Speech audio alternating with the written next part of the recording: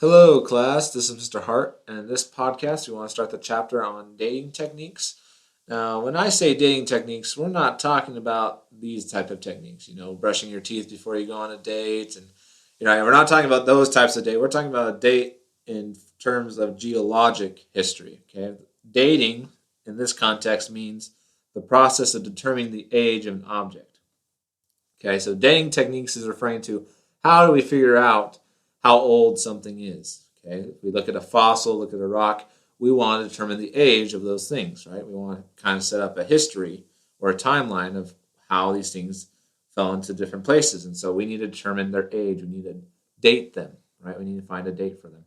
So there's two different types of datings. There's absolute dating, where you determine the absolute age, and there's relative dating, which is where you determine the age with respect to another object. Okay, let me give you an example. Let's say you see a person walking down the street, and she has kind of wrinkles in her face. She has gray or white hair. She's using a walker to go down the street. You're probably going to assume that that lady is, in her 60s to 70s, maybe even 80s, right? You're assigning an age to that person. And so you looked at the features of that person to determine how old they are. Okay, that would be an example of absolute dating. Now, relative dating would be like if there's that person walking down the street using the walker, and then there's someone that's really short eating a lollipop skipping down the street. That's probably a younger child, right? So you may not know the exact ages, but you probably know that the little kid skipping down the street is younger than the lady using the walker, right? So you may not know their exact age, but you know which one's older. Okay, so that's relative dating. So we can determine the age with respect to another object. Okay, so we will do both of these types of dating in this chapter. We want to be able to figure out the absolute date for an object and the relative date for an object. Okay, let's start actually with relative dating. So you may remember from the fossils chapter, we kind of talked about how fossils can help us with relative dating. So you look at this picture and you'll notice that there's 5 different rock layers here. Okay, and there's fossils embedded into each one.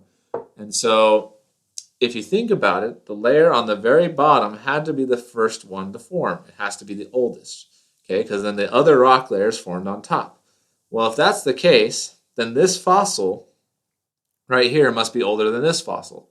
And this fossil must be older than that fossil, and so on and so forth. So we have basically a bunch of relative dating techniques we can use on this, right? We can say this one's older than that one's older than that one, right? And we can kind of set up a timeline of events, okay? So this is a really easy case because it happens to be that all the layers are in order, okay? But sometimes it doesn't look so pretty. Sometimes the layers are kind of deformed, like in this example, and we want to still be able to figure out, okay, which one's the oldest, what happened first, okay? We want to find this timeline, and we call that process correlation, okay? Correlating which events happened based on the rock layers. So we watched a video in class, okay, which does a really good job of explaining how we do this process, okay? How we look at the different layers and determine which events, which layers formed first, okay? So go to this YouTube video, and I think I uploaded it to the website as well. So please make sure you watch this video. It's a very well done video, and it will really help you understand how we figure out the correlation, the different rock layers and the relative dates between them, okay? So make sure you watch that. It's a great video that will really help. But let's just go through this example really quickly, okay? So if we think about what happened here in this timeline, okay, no matter which scenario you look at, we're pretty safe to assume that C must have formed first, okay? It's on the very bottom compared to everything else, okay? And C must have formed before any of these other layers, okay? And then probably B formed next because it's on top of C, but you'll notice that B is kind of split apart, okay, from this fault line. So if you watch that video, you'll know that this means that some type of faulting or tilting must have occurred at some point, okay? But for right now, we can assume that C is the oldest, then B, then A, okay? Then notice that there's this intrusion, okay? This intrusion or lava flow that's coming through D. But again, this is also kind of broken up as well. If you think about it, it should just continue on from this point and go out like this, okay? But it doesn't. It got broken off at some point, okay? And so if we think about it, the last thing that must have happened is E, right? This fault that went through and broke the layers apart. You can kind of imagining all the layers sliding down this line, okay, which explains why D is not connected to D, right? This intrusion is not connected to that one, and B is not connected to B, right?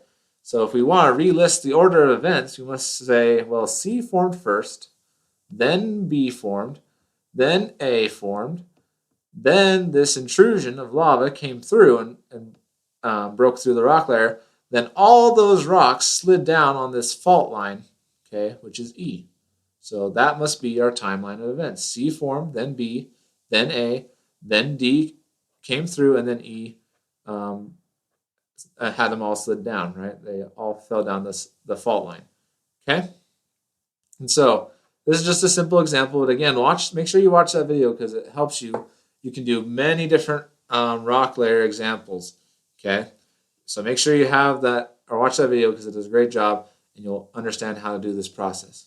Okay, so if you're watching this for participation, after you've watched that video, try this one. See if you can figure out which layers formed first and which events happened first and kind of give an order of events. Okay, after you watch the video, see if you can test yourself. See if you can figure this out. Okay, all right. So there's a few more dating techniques we want to go through on this video. Okay. Another one we want to go through is this very specific one. It's tree rings, right? So we can't do this for every type of object, but for trees we can count the rings. And you probably have known this since you were in, elementary school, maybe 3rd or 4th grade, and you've known that if you count the tree rings, then you can figure out how old the tree is. And it's about approximately every year or so that another ring forms, okay, depending on the tree. But it gives you an idea at least of how old it is. So you can just count the different rings, and that tells you how old the tree must be. Okay, so that's a dating technique we can use, but again, that's very specific. It's only to trees. Okay, here's another very specific one, and that's ice cores. So on a glacier, okay, in the Arctic, these polar regions, okay, snow falls in the winter, but in the summer, dust accumulates. Okay, so you'll have snow in the winter, dust in the summer, but you'll still get this buildup. So this leads to a snow dust annual pattern, okay, that goes down into the ice. So over the years, the snow builds up, then the dust builds up, then the snow builds up, then the dust builds up, and you get this repeating pattern. And so if you look at an ice core, okay, this is one turned on its side. But if you look at an ice core, which is this big long cylinder of ice, you can see this pattern of snow, then dust, then snow, then dust, then snow, then dust, okay? And this can record, millions of years of history, okay, just in this one cylinder, because you can see this pattern of snow and dust. You can see how much snow fell that winter. You can see how much dust accumulated. You can even measure things like the amount of carbon dioxide in the air. This is one of the things they used to predict the ice age, because they could look at the different levels of carbon dioxide in the atmosphere at the time by looking at these ice cores.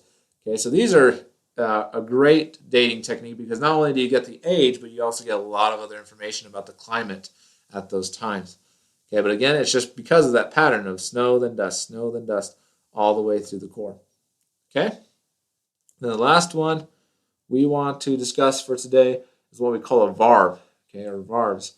And so this is a similar idea, but instead with a glacier, you get it with a rock. Okay, so in the summer, the glacier melts rapidly producing a thick deposit of sediment. Then they alternate with thin clay-rich material, which deposits in the winter. So these little bands that you see throughout the sedimentary rock are caused by lots of sediment building up at one point of the year, and then lots of clay material building up at one point in the year. So you get this alternating pattern of clay, then sediment, clay, then sediment. And so very similar to the ice core, but instead it's embedded into the rock. And so if you look at the varves, then you can also determine certain things about the area, certain things about that time period, okay, just by looking at the rock. Okay?